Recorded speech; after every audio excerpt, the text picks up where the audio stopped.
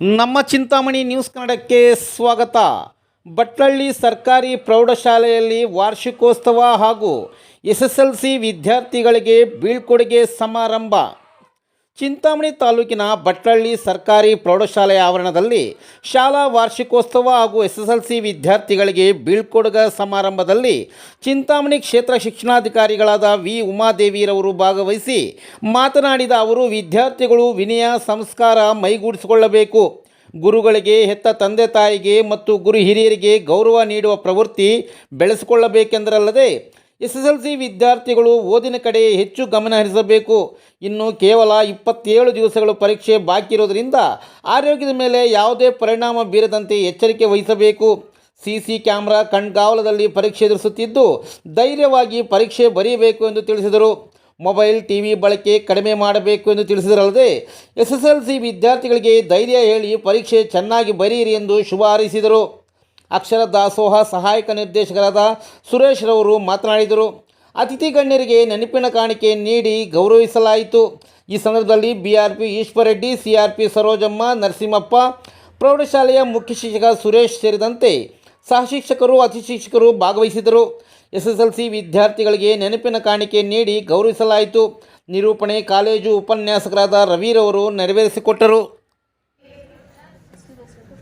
1ರಿಂದ 10ನೇ ತರಗತಿಯವರೆಗೆ 241 ವಿದ್ಯಾರ್ಥಿಗಳ ದಾಖಲಾತಿಯನ್ನ ಹೊಂದಿದ್ದು, ಕನ್ನಡ ಮಾಧ್ಯಮ ಮತ್ತು ಇಂಗ್ಲಿಷ್ ಮಾಧ್ಯಮ ಎರಡೂ ಮಾಧ್ಯಮಗಳಲ್ಲೂ ಸಹ ಪ್ರೌಢಶಾಲೆಯಲ್ಲಿ ಶಿಕ್ಷಣವನ್ನ ಕೊಡುತ್ತಾ, ಶಿಕ್ಷಕರ ಕೊರತೆಯ ನಡುವೆಯೂ ಸಹ ಶಾಲೆಯು ಒಂದು ಒಳ್ಳೆಯ ಫಲಿತಾಂಶವನ್ನ ಸಾಧಿಸುವ ನಿಟ್ಟಿನಲ್ಲಿ ಶಿಕ್ಷಕರು ಶ್ರಮ ವಹಿಸ್ತಾ ಇರ್ತಾರೆ. ಕೊರತೆ ಇರುವ ಶಿಕ್ಷಕರಿಗೆ ನಾವು ಗೆಸ್ಟ್ ಟೀಚರ್ಸ್ ಅನ್ನ ಸಬ್ಸ್ಟಿಟ್ಯೂಟ್ ಆಗಿ ಕೊಟ್ಟು ಎಲ್ಲಾ ವಿಷಯಗಳಲ್ಲೂ ಸಹ ಮಕ್ಕಳು ಉತ್ತಮ ರೀತಿಯಲ್ಲಿ ಕಲಿಯಲು ಸಹಕಾರಿಯಾಗುವಂತೆ ಇಲಾಖೆಯಿಂದ ಕ್ರಮ ವಹಿಸಲಾಗಿದೆ. ಹಾಗಾಗಿ ಈ ಭಾಗದಲ್ಲಿ ಒಂದು ಭಟ್ಲಳ್ಳಿ ಭಾಗದಲ್ಲಿ ಶೈಕ್ಷಣಿಕವಾಗಿ ನೋಡಿದಾಗ ಒಂದು ಒಳ್ಳೆಯ ಶೈಕ್ಷಣಿಕ ವಾತಾವರಣ ಇದೆ. ಮಕ್ಕಳಿಗೆ ಒಂದು ಒಳ್ಳೆಯ ಅವಕಾಶ ಇದೆ. ಹಿರಿಯ ಪ್ರಾಥಮಿಕ ಶಾಲೆ, ಪ್ರೌಢಶಾಲೆ ಹಾಗೂ ಪದವಿ ಪೂರ್ವ ಕಾಲೇಜು ಎಲ್ಲವೂ ಸಹ ಒಂದೇ ಕಡೆ ಇರೋದ್ರಿಂದ ಮತ್ತು ಬಹಳ ಸಮೀಪದಲ್ಲೇ HPS ಇದೆ. ಹಾಗಾಗಿ ಮಕ್ಕಳಿಗೆ ಒಂದು ಒಳ್ಳೆಯ ಶಿಕ್ಷಣವನ್ನ ಕೊಡೋದಕ್ಕೆ ಇಲ್ಲಿ ಸಾಧ್ಯ ಆಗ್ತಾ ಇದೆ.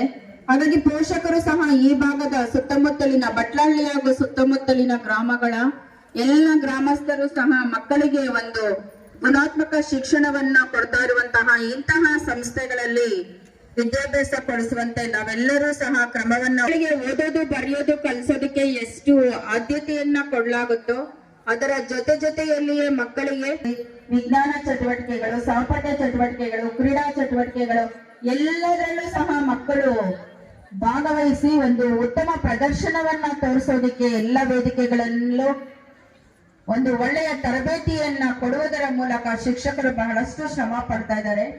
ಹಾಗಾಗಿ ಮಕ್ಕಳು ಸಹ ಶಾಲೆಯಲ್ಲಿ ಒಂದು ಒಳ್ಳೆಯ ಶೈಕ್ಷಣಿಕ ವಾತಾವರಣದಲ್ಲಿ ಕಲಿತು ಭವಿಷ್ಯದಲ್ಲಿ ಒಂದು ಭಾವಿ ಪ್ರಜೆಗಳಾಗಬೇಕಾದಂತಹ ನೀವು ಒಳ್ಳೆಯ ಮಾನವೀಯ ಮೌಲ್ಯಗಳನ್ನು ಕೂಡ ನೀವು ಮೈಗೂಡಿಸ್ಕೊಳ್ಬೇಕು. ಯಾಕಂದ್ರೆ ಮಕ್ಕಳು ಬರೀ ಓದೋದು ಬರೆಯೋದು ಅಷ್ಟೇ ಕಲ್ತ್ರೆ ಸಾಕಾಗೋದಿಲ್ಲ. ಈ ಶಾಲೆ ಬಹಳಷ್ಟು ಹಳೆ ಶಾಲೆ ಆಗಿದೆ. ಸಾಕಷ್ಟು ಹಳೆಯ ವಿದ್ಯಾರ್ಥಿಗಳು, ಈ ಶಾಲೆಯ ಹಳೆಯ ವಿದ್ಯಾರ್ಥಿಗಳು ಈಗ ಬೇರೆ ಬೇರೆ ಕ್ಷೇತ್ರಗಳಲ್ಲಿ ತಮ್ಮ ಬದುಕನ್ನ ರೂಪಿಸಿಕೊಂಡು ಒಂದು ಒಳ್ಳೆಯ ಈ ಕಾಲೇಜಿನ ಔಟ್ಪುಟ್ ಆಗಿ ಒಳ್ಳೆಯ ಪ್ರಾಡಕ್ಟ್ಸ್ ಆಗಿ ಹೆಮ್ಮೆಯಿಂದ ಬದುಕನ್ನ ರೂಪಿಸಿಕೊಂಡಿರ್ತಾರೆ.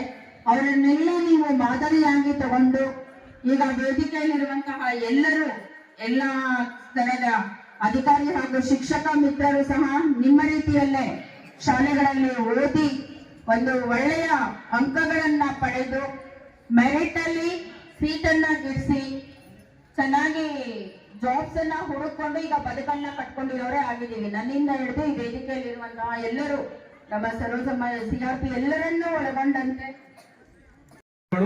ಸ್ವಲ್ಪ ಹಿಂದಿನ ವರ್ಷಗಳಿಗೆ ನಾವು ಕಂಪೇರ್ ಮಾಡಿದಾಗ ಕ್ವಾಲಿಟಿ ವೈಸು ಕ್ವಾಂಟಿಟಿ ವೈಸು ಎರಡು ಸ್ವಲ್ಪ ಕಡಿಮೆ ಆಗಿದೆ.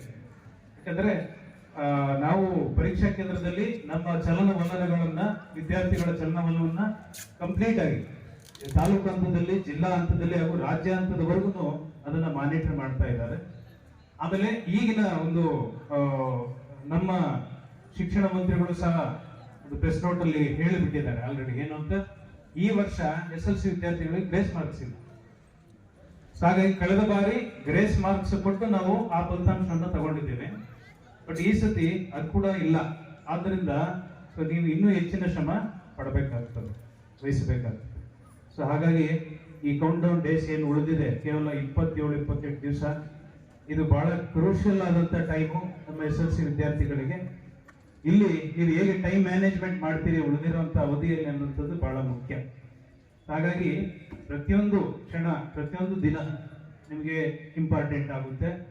ಮುಖ್ಯವಾಗಿ ಸಿನ್ಸಿಯರ್ ಎಫರ್ಟ್ ಇರಲಿ, ಯಾವುದು ಪ್ರಯತ್ನನೇ ಮಾಡದೆ ಕೈ ಚೆಲ್ಲುವಂಥದ್ದು ಬೇಡ.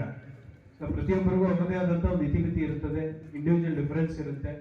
ಒಬ್ಬ ನಮ್ಮ ಸ್ನೇಹಿತ ಯಾರೋ ಒಬ್ಬ ಚೆನ್ನಾಗಿ ಓದ್ತಾ ಇದ್ದಾನೆ, ಚೆನ್ನಾಗಿ ಅಂಕ ಗಳಿಸ್ತಾ ಇದ್ದಾನೆ ಅಂತಂದ್ರೆ ನನ್ನ ಸಾಮರ್ಥ್ಯ ಕಡಿಮೆ ಇರಬಹುದು, ಆದರೆ ಪ್ರಯತ್ನಕ್ಕೆ ಯಾರಿಗೂ ಕೊರತೆ ಇಲ್ಲ. ಸೊ ಹಾಗಾಗಿ ಒಂದು ಸಿನ್ಸಿಯರ್ ಆದಂಥ ಪ್ರಯತ್ನ, ಎಫರ್ಟ್ ಖಂಡಿತ ಮಾಡಿ.